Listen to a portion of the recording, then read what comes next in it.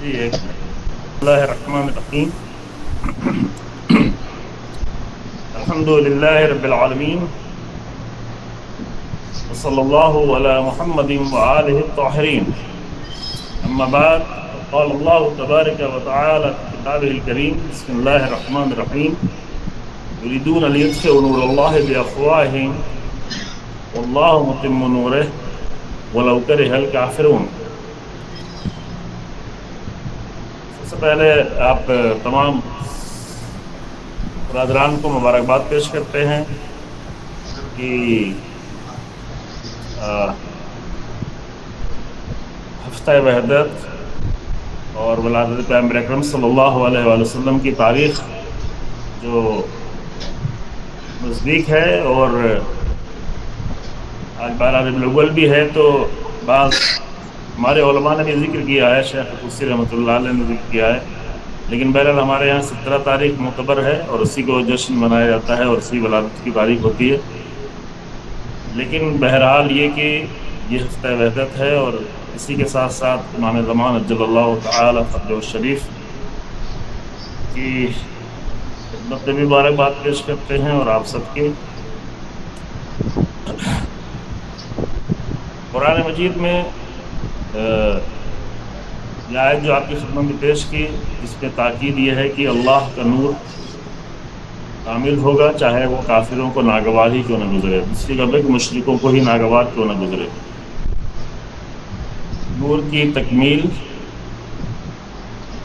اللہ کے ارادے سے اور انشاءاللہ تعالی اس مشن میں شریک ہونے والوں کے ذریعے سے، کیونکہ اللہ جو ہے اپنے عظیم مشن کو افراد کے ذریعے سے آگے بڑھاتا ہے۔ الہی مشن ہے تو اس کے لیے الہی افراد چاہیے ہوتے ہیں۔ الہی افراد کی پہلی شرط بہرحال یہ ہے کہ ان کا عقیدہ توحید الہی عقیدہ ہو، الہی سوچ ہو، الہی فکر ہو، الہی نظر بینی ہو، الہی نقطۂ نگاہ ہو، اور اسی کے ساتھ ساتھ اخلاقی لحاظ سے پاک و پاکیزہ ہو، کیونکہ اسلام میں بہت ساری فضیلتوں کا بلکہ تمام فضیلتوں کا جو معیار قرار دیا گیا ہے وہ تقویٰ اور پاکیزگی۔ علم کے حاصل ہونے کا معیار بھی اسلام کے نزدیک جو شرط ہے وہ تقویٰ ہے اور پاکیزگی ہے۔ قرآن کہتا ہے واتقوا اللہ ویعلمکم اللہ، پاکیزگی اختیار کرو، تقویٰ اختیار کرو، اللہ تمہیں علم دے گا، اللہ تمہارا معلم ہوگا، اللہ تمہیں تعلیم دے گا۔ ظاہر ہے کہ اللہ کی بہت خاص تعلیم جو ہے وہ انبیاء کے لیے ہے، اولیاء الہی کے لیے ہے، ائمہ اطہار کے لیے ہے، ذات گرامی پیغمبر اکرم صلی اللہ علیہ وآلہ وسلم کے لیے ہے، لیکن اللہ کا قانون جو ہوتا ہے وہ سب کے لیے ہوتا ہے۔ درجات میں فرق ہوتا ہے۔ نقول تشکیک سے آپ بہرحال طالب علم ہے، اس لیے جملہ استعمال کر رہا ہوں، عوام میں نہیں استعمال کرتا۔ یہ سارے مسائل جو ہے وہ مقول تشکیک سے ہیں۔ مقول تشکیک یعنی یہ کہ بہرحال اس میں درجات میں فرق ہوگا، کم و زیادتی ہوگی، لیکن اللہ کا قانون سب کے لیے ایک جیسا ہوتا ہے۔ سنت الہی میں تبدیلی نہیں ہوتی اور سنت الہی سب کے لیے ایک جیسی ہوتی ہے۔ قرآن میں بہت سارے سنن اور بہت سارے قانون بیان کیے گئے ہیں۔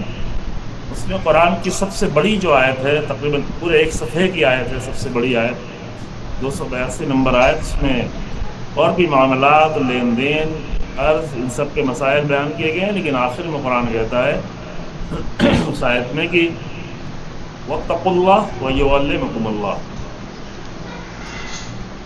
تقویٰ اختیار کرو، پاکیزگی اختیار کرو، اللہ تمہیں علم دے گا، اللہ تمہیں تعلیم دے گا، اور اسی طرح سے تعلیم دے گا جس طرح اس نے اپنے انبیاء کو تعلیم دیا ہے، جس طرح اپنے اولیاء اور ائمہ کو تعلیم دیا ہے، لیکن مقول تشکیک کے ساتھ، درجات کے ساتھ۔ ظاہر ہے قانون بھی اس میں پھر کیا ہوگا؟ قانون وہی ہوگا کہ جس قدر زیادہ تقویٰ ہوگا اسی قدر زیادہ علم بھی ہوگا، جس قدر انسان کے اندر پاکیزگی ہوگی اسی مقدار میں، اسی اندازے کے مطابق اللہ اسے علم عطا کرے گا۔ اور یہ علم بھی فقط حوضے کی حد تک محدود نہیں ہے کہیں بھی انسان ہو، کالج میں ہو، یونیورسٹی میں ہو، اگر انسان پاک ہے تو اس سے زیادہ علم حاصل ہوتا ہے۔ تاریخ بھی اس بات کی گواہ ہے کہ حتیٰ وہ لوگ کی جو اللہ کو مانتے بھی نہ ہوں، اللہ کے دین پر بھی نہ ہوں، لیکن اپنی زندگی میں انہوں نے پاکیزگی اختیار کی ہے، تو اس کے نتیجے میں انہیں علم حاصل ہوا ہے، کیونکہ قانون اللہ کا فارمولوں کے مانند ہوتا ہے، فارمولے جو ہے وہ سب کے لیے ایک جیسے ہوتے ہیں۔ پاکیزگی کس چیز سے؟ اب وہ پاکیزگی کے الگ الگ درجات بھی ہو سکتے ہیں۔ ممکن ہے کہ انسان جو ہے وہ اپنے آپ کو فضول چیزوں سے پاک رکھ رہا ہو، فضول کھیل، لعب، لہو و لعب سے پاک رکھ رہا ہو، مذہب اس کا کچھ بھی ہو، لیکن اس کے نتیجے میں اسے علم حاصل ہوگا یہ۔ اور اگر ساتھ ساتھ ایمان بھی ہو، عقیدہ بھی ہو، تقویٰ جو ہے ایمان کی بنیاد پر ہو، تقویٰ توحید کی بنیاد پر ہے، تو ظاہر ہے کہ اس کے نتیجے میں وہ اس علم میں ایک خاص نورانیت ہوگی، وہ بھی اسی وہ قانون کے تحت وہ بھی ہے۔ تو پہلا نقطہ برادران کی خدمت میں عرض یہ کرنا تھا کہ اللہ کا قانون جو ہے وہ سب کے لیے ہے، اللہ کا قانون سب کے لیے برابر ہوتا ہے، اللہ کا قانون فارمولہ کے مانند ہوتا ہے، اور اللہ کے قانون میں ایک یہ ہے کہ جس انسان میں جتنی زیادہ پاکیزگی ہوگی اتنی زیادہ اللہ کی طرف سے اسے علم عطا ہوگا، خاص علم عطا ہوگا، کیونکہ کتابیں پڑھ لینا صرف علم نہیں ہے، تقریریں سن لینا، درس سن لینا، درس کے نوٹس بنا لینا، امتحان دے لینا، امتحان میں اچھے نمبر لے آنا، یہ ساری چیزیں فقط علم نہیں ہے۔ ممکن ہے یہ ساری چیزیں ہونے کے باوجود بھی ایک انسان میں علم کا نور نہ ہو، کیونکہ امام جعفر صادق علیہ السلام نے فرمایا العلم نور یقذفہ اللہ فی قلب من یشاء، علم نور ہے۔ اگر علم نور نہ بنے تو قرآن کا علم بھی علم نہیں مانا جائے گا۔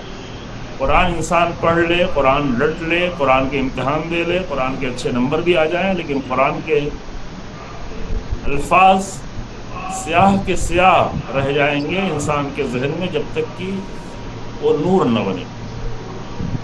قرآن کے الفاظ اور تمام کتابوں کے الفاظ سیاہ ہوتے ہیں، الفاظ سیاہ لکھے جاتے ہیں، سیاہ چھپتے ہیں، تو وہ اس کی سیاہی اپنی جگہ باقی رہ جائے گی جب تک کہ اس کو نور میں انسان تبدیل نہ کر سکے۔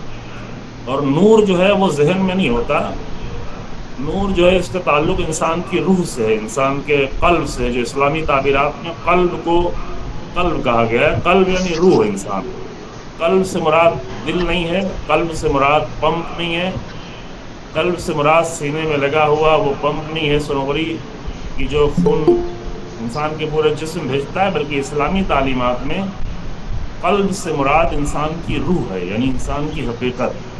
یہ نقطہ حضرت آیت اللہ جوادی عاملی حفظہ اللہ کے بار بار وہ نقطہ دہراتے تھے اپنے درس میں کہ قلب سے مراد روح ہے، انسان ہے، حقیقت انسان ہے، جہاں پہ سب کچھ جو ہے علم نور بنتا ہے، جب جو ہے انسان کی روح نورانی ہو جاتی ہے۔ اور اس کی دلیل یہ دیتے تھے، دلیل یہ تھی آیت اللہ جوادی عاملی کی دلیل یہ تھی کہ مثلا ایک انسان ممکن ہے منافق ہو، کافر ہو، مشرک ہو وہ انسان، اور لیکن کھانا پینا اس نے صحیح کھایا ہو،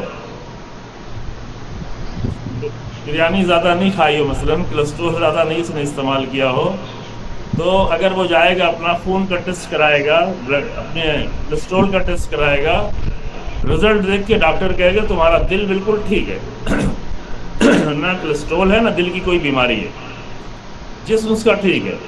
وہ انسان منافق اور کافر اور مشرک ہے، لیکن غذائی اعتبار سے اس نے توجہ دی ہے تو اس کا دل، ڈاکٹر یہ کہے گا اس کا دل ٹھیک ہے، لیکن قرآن کہتا ہے فی قلوبہم مرض، ان کے دل مریض ہے، منافقوں کے دل مریض ہے، مشرکوں اور کافروں کے دل مریض ہے، فاسقوں کے دل مریض ہے۔ ہر ایک کے لیے قرآن میں لفظ نہیں ہے، لیکن جس کے لیے لفظ سے نتیجہ نکل رہا ہے۔ فی قلوبہم مرض قرآن کے تیسری صفحے میں آپ کو مل جائے گا، منافقوں کے لیے ذکر ہوا ہے۔ اگرچہ صحت کے لحاظ سے، اگرچہ جسمانی لحاظ سے، اگرچہ سینے میں لگے ہوئے پمپ کے لحاظ سے ممکن ہے کوئی بھی مرض نہ ہو، لیکن چونکہ نفاق ہے لہذا قرآن کہتا ہے کہ فی قلوبہم مرض۔ تو یہ قلوب کیا ہے؟ یہ روح ہے۔ روح جو ہے وہ نفاق کے ساتھ مریض ہوتی ہے، روح شرک اور کفر کے ساتھ مریض ہوتی ہے، روح گناہوں سے مریض ہوتی ہے۔ روح برے اخلاق سے مریض ہوتی ہے، روح باطل کردار سے مریض ہو جاتی ہے، انسان کی روح بہرحال ان سب چیزوں سے مریض ہو جاتی ہے۔ ممکن ہے کہ اس کے سینے میں لگا ہوا پمپ ٹھیک ہو، لیکن روح مریض ہو جاتی ہے۔ تو اس مریض روح کا علاج کیا ہے؟ اس مریض روح کا علاج اچھا عقیدہ، اس مریض روح کا علاج ہے توحید، اس مریض روح کا علاج ہے اللہ الہی بندوں سے مضبوط رابطہ۔ الحمدللہ 2 مہینے 8 دن تک ذکر حسین ابن علی سلام اللہ علیہ کیا۔ یہ ذکر بھی اسی لیے تاکہ ہم جیسے معمولی انسانوں کا اتنے عظیم پاکیزہ لوگوں سے رابطہ ہو جائے، روح کا رابطہ ہو جائے۔ یہ روح کا رابطہ ہمیں پاک کرے، پاکیزگی کے لیے ہے۔ تو روح کی بیماری یعنی اخلاقی مرض، روح کا علاج یعنی اخلاق حسنہ، خوبصورت اخلاق۔ روح کی بیماری یعنی فسق و فجور، روح کا علاج یعنی فسق و فجور سے اپنے آپ کو دور کرنا۔ تو اس قانون کے تحت انسان کے دل میں نور، انسان کی روح نورانی کب ہوتی ہے؟ نورانی ہونے کا ایک طریقہ یہ ہے کہ اس کے روح کو اچھے عقیدوں کے ذریعے سے، اچھے ایمان کے ذریعے سے، اچھے عمل کے ذریعے سے اور حکمت کے ذریعے سے۔ امیر المومنین فرماتے ہیں الحکمت ضالۃ المومن، دوسرے کو فرمایا کہ ان القلوب تمل کما تمل الابدان، یمل الابدان فابتغوا لها طرائف الحکم۔ یہ روح بھی جو ہے وہ پژمردہ ہو جاتی ہے۔ انسان کبھی کبھی محسوس کرتا ہے، اپنے اندر پژمردگی کا احساس کر رہا ہوتا ہے۔ تو جب انسان کی روح پژمردہ ہو اور اسے کچھ دکھائی نہیں پڑ رہا ہو، اس کی حالت اچھی نہیں ہو، تو بعض لوگ جن کا جسم پژمردہ ہوتا ہے کمزور، وہ جا کے اچھے کھانے ڈھونڈتے ہیں، لیکن جن کی روح پژمردہ ہوتی ہے تو امیر المومنین فابتغوا لها طرائف الحکم، اس کے لیے حکمت کی باتیں ڈھونڈو، اس کے لیے وزڈم اور عقلانیت کی باتیں تلاش کرو، اس کے لیے برہان اور دلیل تلاش کرو، اس کے لیے محکم اور سدید باتیں، سدید یعنی محکم باتیں، شدید نہیں بلکہ سدید، قرآن کا لفظ۔ تو یہ چیزیں انسان کی روح کی غذا بنتی ہیں، انسان کے روح میں جلا بخشتی ہیں۔ وہی انہی چیزوں میں سے کہ جو انسان کی روح کو روشن کرتی ہے وہ ہے انسان کا اچھا اخلاق، اور اچھے اخلاق کی بنیاد ہے مضبوط علم، یقینی علم، الہی علم، مشکوک علم نہیں، شک و شبہ والی چیزیں نہیں، گمان والی چیزیں نہیں، تخیلات فقط نہیں۔ قرآن کا ایک بہت ہی خوبصورت حکم ہے لا تقف ما لیس لک بہ علم، معاف کیجیے گا، لا تقف ما لیس لک بہ علم، جب تک کسی چیز کا تمہیں علم ہو جائے اس پر ٹھہرو نہیں۔ علم یعنی یہ کہ 100% جب کسی چیز کا یقینی ہونا نہ ثابت ہو جائے، کیونکہ 100% سے اگر نیچے ہے تو وہ علم نہیں ہے، وہ ظن ہے، وہ گمان ہے، وہ شک ہوگا، وہ احتمال ہوگا، جتنے بھی نیچے آتا چلا جائے گا۔ لیکن جب 100% ہوگا تو اسے علم کہا جائے گا۔ اور قرآن کہتا ہے کہ جب کسی چیز کا تمہیں جب تک 100% علم نہ ہو تب تک تم لا تقفو، اس پر نہیں ٹھہرو۔ نہیں ٹھہرو یعنی کہ نہ اس کو اپنے ذہن میں جگہ دو، نہ اس کے اپنی فکر میں جگہ دو، نہ اس کو اپنی خطابت میں جگہ دو، نہ اپنی مجلسوں میں جگہ دو، نہ اپنے ممبر پہ جگہ دو، نہ اپنے دین میں جگہ دو، نہ اپنی زندگی میں جگہ دو، کیونکہ جو چیزیں علمی نہیں ہیں وہ انسان کی زندگی کے لائق نہیں ہیں۔ تو علم جو ہے کہاں علم کب نور بنتا ہے؟ علم نور بننے کا، چونکہ امام کی حدیث اگر سنتے ہیں تو امام اس میں یہ جملہ ظاہراً ایسا لگتا ہے کہ اللہ جس سے چاہے یہ نور عطا کر دے، العلم نور یغذف اللہ فی قلب من یشاء، اللہ جس سے چاہے یہ نور عطا کر دے۔ لیکن یوں تو نہیں کہ اللہ جو ہے بعض اللہ چاہے سے مراد یہ کہ جب جس کے دل میں یوں ہی چاہا بغیر کسی قانون کے۔ اللہ کا چاہنا بھی اس کے اپنے قانون کے تحت ہوتا ہے کہ اللہ کب کس کے لیے چاہتا ہے۔ اللہ کی چاہت بھی جو ہے وہ اس کے اپنے عظیم بنائے ہوئے قانون کے تحت ہوتی ہے۔ تو یہ کہ کب جو ہے کب کسی کے لیے اللہ چاہتا ہے کہ وہ نور اس کے دل میں آئے، اس کے لیے قرآن نے قانون نہیں بیان کیا جو آپ کے سامنے بیان کیا کہ جتنا زیادہ تقویٰ ہوتا ہے اتنی اللہ کی طرف سے یہ نور عطا ہونا شروع ہو جاتا ہے۔ ممکن ہے ہم 10 سال 15 سال 20 سال حوضے میں پڑھیں، قم و نجف میں جا کے پڑھیں، مختلف حوضوں میں پڑھیں، لیکن اور بہت ساری ڈگریاں بھی لے لیں، بہت سارے مرحلے بھی پار کر لیں، بہت ساری کتابیں بھی پڑھ لیں، بہت سارے مباحثے بھی کر لیں، لیکن جب تک انسان کی روح میں نور نہیں آئے، علم نور بن کے نہ آئے، تب تک وہ علم نہیں ہے، وہ وہی تاریک الفاظ ہے، وہ تاریک کلمات ہیں، چاہے وہ حدیث کے ہی کیوں نہ ہو، چاہے وہ قرآن ہی کے کیوں نہ ہو۔ حدیث اس وقت علم بنتی ہے جب نور بن جائے، قرآن اس وقت علم بنتا ہے انسان کے لیے جب انسان کی زندگی اور انسان کی روح کے لیے نور بن جائے۔ ایک حدیث ہے پیغمبر اکرم صلی اللہ علیہ وآلہ وسلم کی، آپ نے فرمایا کہ ہماری امت میں سے اگر کوئی 40 حدیثیں یاد کر لے، ہے نا، من حفظ علی امتی من امتی 40 حدیثا، ظاہر اس طرح کے کلمات ہیں، تو جرت ینابیع الحکمہ من قلبہ علی لسانہ، تو حکمت کے چشمے اس کے دل سے اس کی زبان پر جاری ہونا شروع ہوتے ہیں۔ 40 حدیثوں کو یاد کرنا، وہاں پہ علماء یہ بیان کرتے ہیں کہ یاد کرنے کا مطلب یہ نہیں ہے کہ انسان جو ہے اپنے رٹ کے اسے اپنے میموری میں بھر لے، کیونکہ آپ بہت سارے لوگوں کو دیکھتے ہیں کہ 40 حدیثیں نہیں بلکہ تقریباً کتنی 6338 کتنی قرآن کی آیتیں ہیں، وہ سب پورا قرآن انسان کو یاد رہتا ہے، لیکن زندگی میں نور نظر نہیں آتا، بات کرتا ہے تو نور نظر نہیں آتا، اس کی وجود سے کوئی حکمت کی بات نہیں نکلتی، اس کے بیان سے کوئی حکمت کی بات نہیں نکلتی، رٹا ہوا ہے، رٹی ہوئی چیزیں بیان کر رہا ہے ایک ٹیپ ریکارڈ کی طریقے سے، اور ٹیپ ریکارڈ ممکن اور اچھا بیان کرے کیونکہ ٹیپ ریکارڈ بھولتا نہیں ہے، وائس ریکارڈر جو ہے وہ غلطی نہیں کرتا ہے، لیکن یہ رٹا ہوا انسان ممکن ہے غلطی بھی کر جائے، بھول بھی جائے، لیکن یہ نور نہیں بنا۔ نور کب بنتا ہے؟ یہ ہمارے بزرگان بیان کرتے ہیں کہ حدیثوں کا حفظ کرنا، قرآن کا حفظ کرنا، یہ ذہن میں نہیں ہے، شعر حفظ کرنا ہے تو ذہن میں حفظ کر لے، کتابوں کے مطالب بھی ممکن ہے امتحان دینے کے لیے اگر حفظ کرنے ہیں تو وہ ذہن میں حفظ کر لے، لیکن اصل حفظ کب ہوتا ہے؟ وہ حفظ ہوتا ہے جب انسان کی زندگی میں آ جائے، انسان کی روح میں آ جائے۔ حدیث و قرآن ذہن میں نہیں حفظ ہوتے، حدیث و قرآن زندگی میں حفظ ہوتے ہیں جب انسان کے عمل کا حصہ بن جائے۔ ذہن میں حفظ کرنا بھی اچھا ہے، یہ نہیں کہ اس کا مطلب یہ کہیں کہ برا ہے، چونکہ وہ مقدمہ بن سکتا ہے، جس طرح قرآن کا پڑھنا مقدمہ بنتا ہے اسی طریقے سے حفظ کرنا بھی، لیکن اس سے حق ادا نہیں ہوتا۔ حفظ کرنے کا حق بہت ہی خوبصورت مثال دیتے ہیں کہ حفظ کرنے کی ہر ایک کی جگہیں الگ الگ ہوتی ہیں۔ مثلا سونے کو اگر حفظ کرنا ہے تو سونا جو ہے وہ کہاں حفظ ہوگا؟ سونا انسان کے ذہن میں بھی نہیں حفظ ہوگا۔ میں مذاق میں کبھی کہتا ہوں کہ اگر آپ کہیں کہ سونا ذہن میں حفظ ہوتا ہے تو دکان پر جائیں اور دکان پر جا کر بہت سارا سونا اپنے ذہن میں حفظ کر دیں، ہے نا، اپنے ذہن میں بہت سارے سونے کی تصویریں ڈال لیں، اپنی بیوی کو لے جائیں، اس سے کہیں کہ تم بھی اپنے جتنا چاہو سونا لے لو اور اپنے ذہن میں حفظ کر لو، لیکن وہ سونا نہیں مانا جائے گا، ذہن میں آنے سے سونا نہیں ہوتا۔ سونا کب ہوگا؟ جب انسان کے لاکر میں آئے، انسان کے اپنے باکس میں آئے، تب اس لاکر میں سونا حفظ ہوتا ہے۔ تو سونا لاکر میں حفظ ہوتا ہے، گیہوں جو ہے وہ مخصوص جگہوں پہ حفظ ہوتا ہے، اناج کہیں اور حفظ ہوتا ہے، اناج تو لاکر میں حفظ نہیں ہوگا۔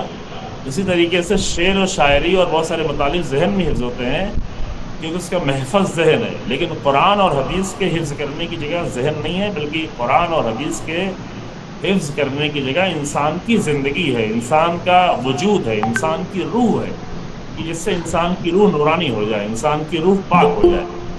تو یہاں پر پاکیزگی کا قرآن نے قانون بیان کر دیا کہ تم اپنے آپ کو پاک کرتے رہو گے، اس شرط کے ساتھ، جب پاکیزگی کی شرط تم فراہم کر لو گے، یہ کنڈیشن تمہارے پاس آ جائے گی، تو پھر اللہ تمہارا معلم ہو جائے گا۔ یہ عجیب ہے۔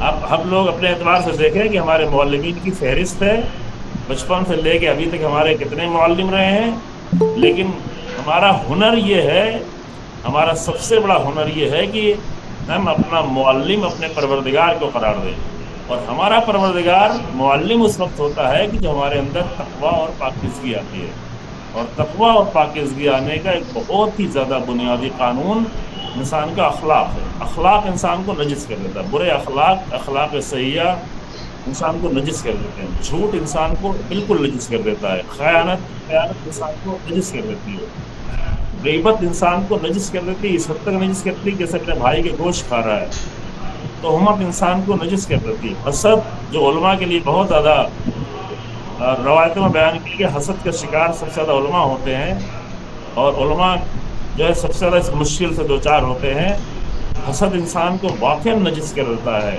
حسد انسان صرف یہ نہیں کہ اس کے اعمال کو کھا لیتا ہے لکڑی کے طریقے سے، جس طرح آگ لکڑی کو کھا جائے، بلکہ اس کو واقعا اس کی روح کو پوری طرح سے نجس کر دیتا ہے.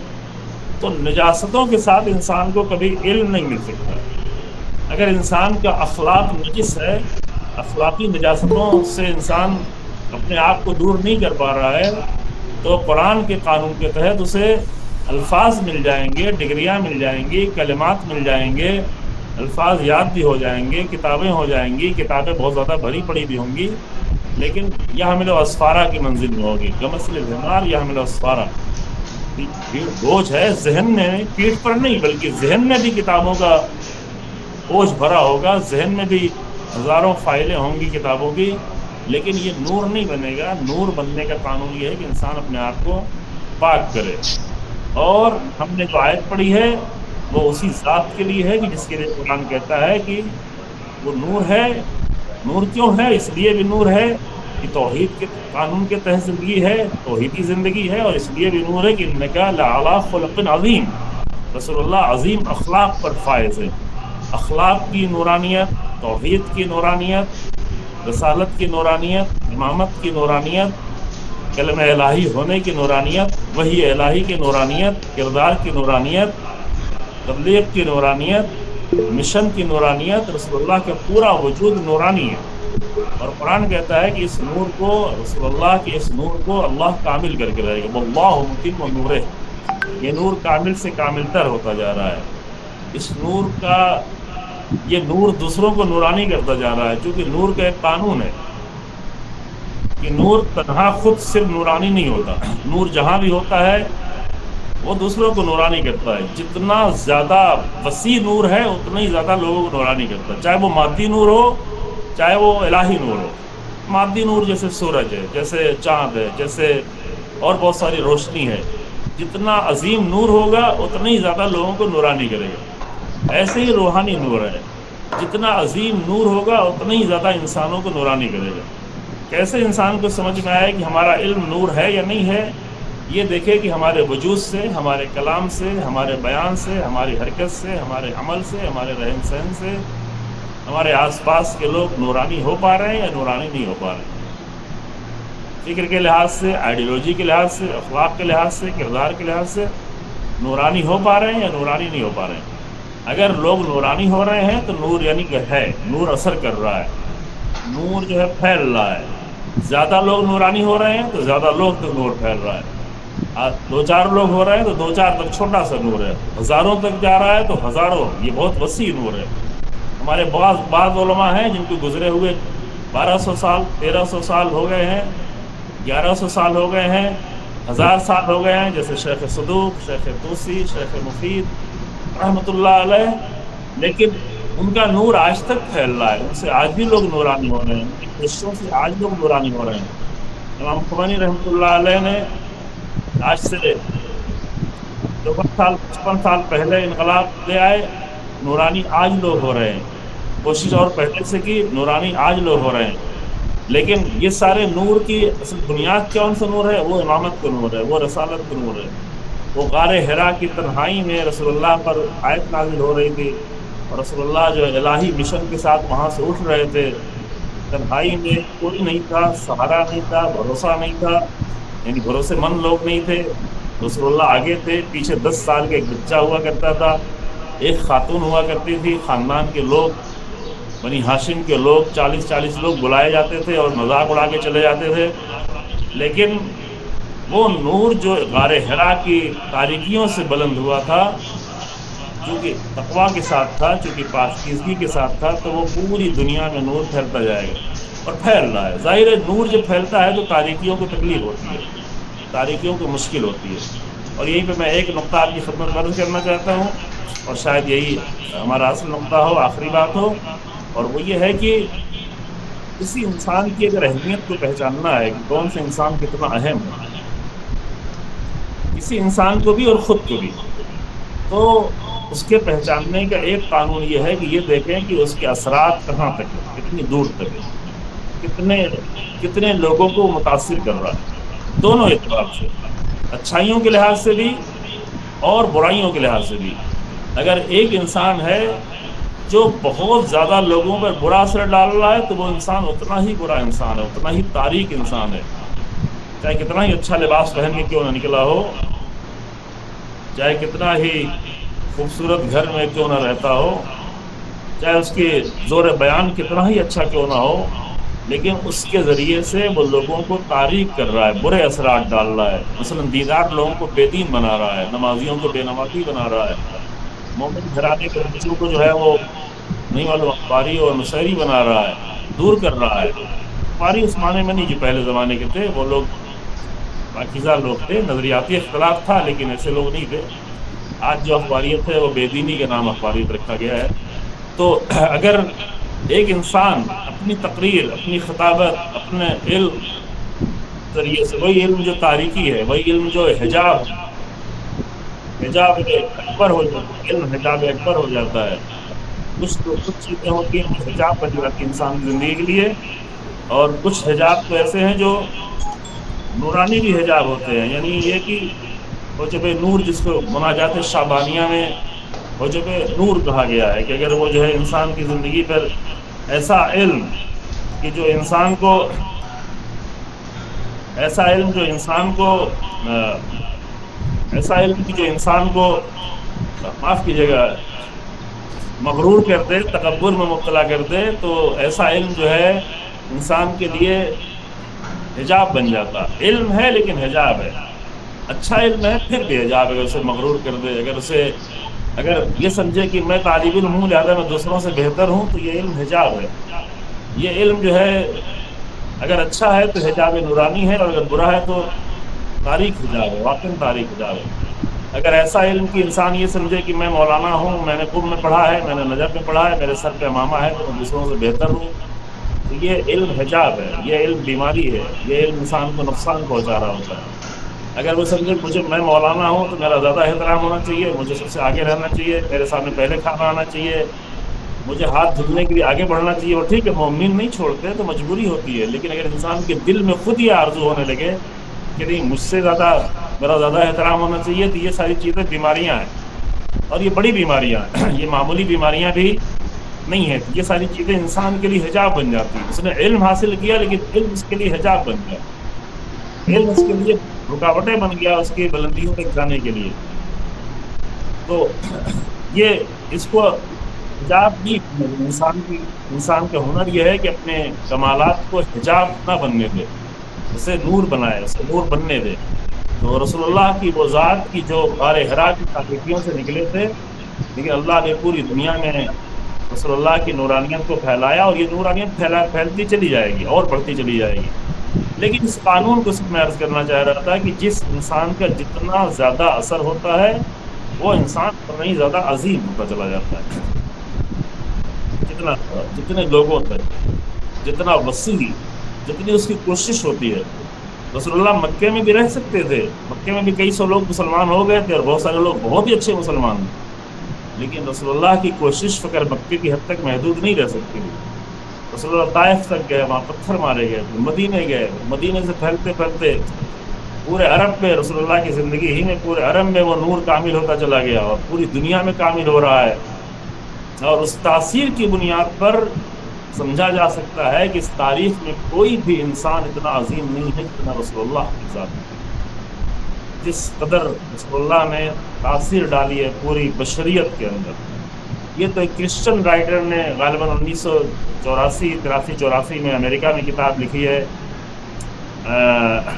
نام میرا کبھی کبھی ذہن سے نکل جاتا ہے، لیکن کتاب کا نام ہے دنیا کے 100 سب سے زیادہ انفلوئنشل انسان، سب سے زیادہ تاثیر ڈالنے والے انسان، 100 influential people of the world of the history، world history، اور تب کی زمانے بھی ہو سکتا ہے، پوری تاریخ کے 100 سب سے زیادہ اثر ڈالنے والے انسان، یہ آپ نیٹ پہ سرچ کریں گے تو آپ کو انشاءاللہ مل جائے گا آپ کو۔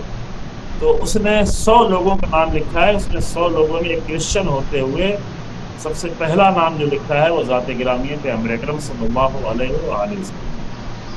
سیکنڈ نمبر پر حضرت عیسیٰ کے، تھرڈ نمبر پر حضرت عیسیٰ کا نام لکھا ہے، سیکنڈ نمبر پہ آئنسٹائن کا نام لکھا ہوا ہے اثر کے لحاظ سے۔ البتہ وہ بھی ناانصافی ہے کہ حضرت عیسیٰ کا نام بعد میں لکھا جائے اور کسی سائنٹسٹ کا نام پہلے لکھا جائے، لیکن بہرحال اس نے اس حد تک انصاف کیا کہ پہلا نام ذات گرامی ہے پیغمبر اکرم صلی اللہ علیہ وآلہ وسلم ہے۔ پوری دنیا میں زیادہ اثر ڈالنے والی ذات زیادہ اثر ڈالنے والی ذات رسول اللہ صلی اللہ علیہ وسلم کی ہے، اور جو سب سے زیادہ اثر ڈالنے والا ہوتا ہے وہ انسان سب سے زیادہ عظیم ہوتا ہے۔